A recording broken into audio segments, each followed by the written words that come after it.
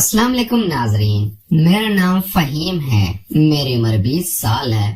میری family total 4 افراد پر مشتمل ہے۔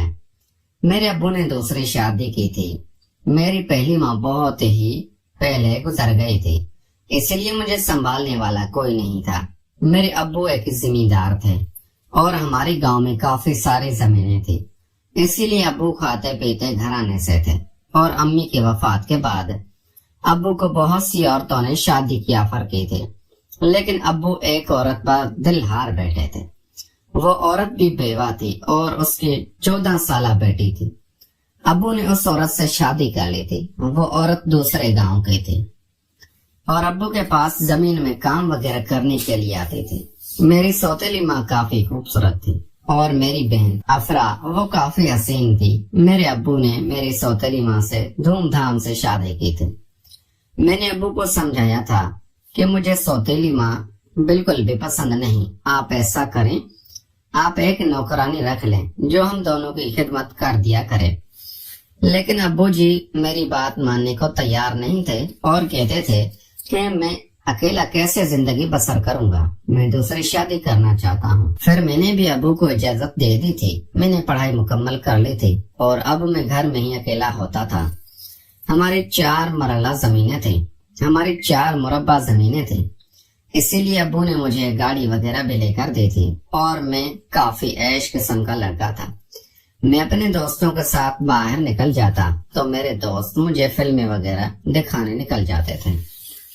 میرے دوستوں نے مجھے کافی خراب کیا تھا، ابو بھی مجھے کافی ڈانٹتے تھے، لیکن ابو میرے سے پیار بھی کرتے تھے۔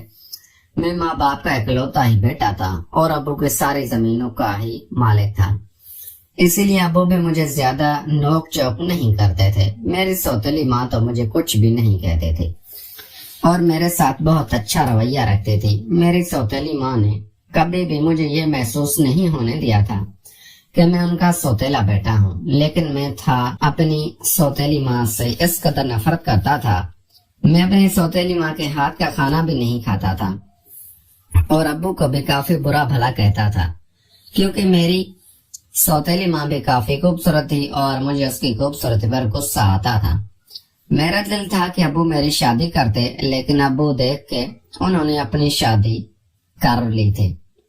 ایک حسین عورت کے ساتھ رنگ رنگلیاں منا رہے تھے۔ میری سوتیلی بہن افرا میرا کافی خیال رکھتی تھی اور میرے ساتھ کافی اٹیچ تھی۔ میں اپنی بہن افرا کا کافی خیال بھی رکھتا تھا اور اس کے ساتھ کافی ہنسی مذاق کرتا تھا۔ میں افرا کو باہر گھمانے لے کر بھی جاتا تھا اور اس کے ساتھ کھیلتا تھا۔ وہ 14 سال کی تھی اور میں 20 سال کا تھا، اس لیے میں نے کبھی بھی اس کو ایسی نظر سے نہیں دیکھا تھا کہ میرے اندر شیطان حاضر ہو جائے۔ لیکن ایسا دن ہوا کہ مجھے اپنی سوتیلی بہن کے ساتھ ہی وہ کام کرنا پڑا جس کی مجھے خود سے توقع نہیں تھی۔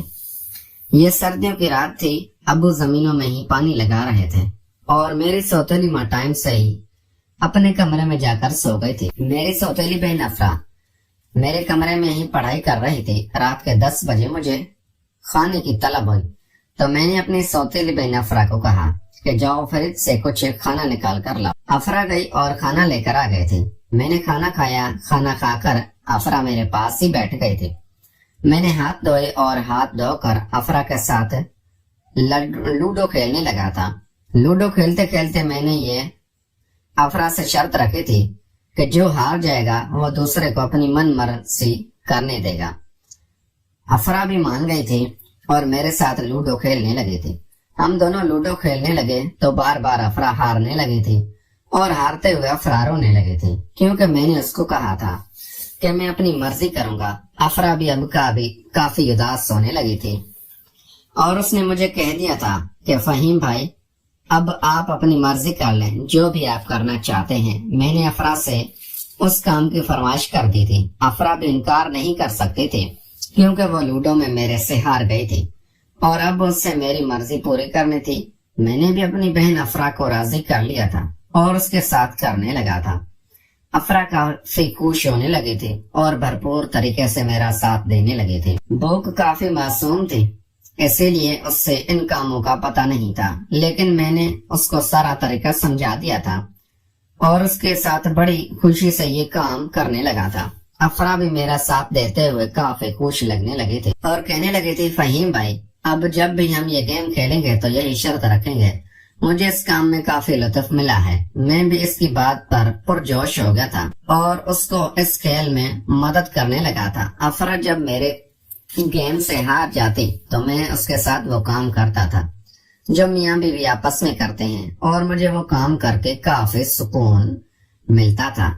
افرا بھی جان بوجھ کر ہی میرے سے ہار جاتے تھے کیونکہ وہ بھی اس کام کو کافی پسند کرنے لگے تھے اور اس نے کبھی بھی مجھے نہیں روکا تھا۔ ناظرین، اگر آپ کو یہ ہماری کہانی پسند آئی ہے تو اس ویڈیو کو لائک کر کے چینل کو لازمی سبسکرائب کریں۔ ملتے ہیں اگلی ویڈیو میں۔ Thanks for watching.